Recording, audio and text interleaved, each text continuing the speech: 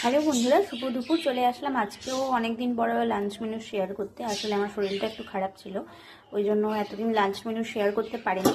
তবে আজকে সকাল সকাল চলে গেছিলাম বাজারে। চলো দেখে নিই কী কী রান্না হয়েছে আজকে।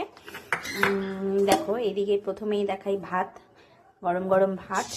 আর এটা হচ্ছে ওই বেতর শাক আছে, ওটা ভাজা করেছে, বেগুন দিয়ে বেতর শাক ভাজা রসুন ফোড়নে। আর এটা হচ্ছে কালকে পনির তরকারি করেছিল, পনির তরকারি আছে, মাটার পনির করেছিল।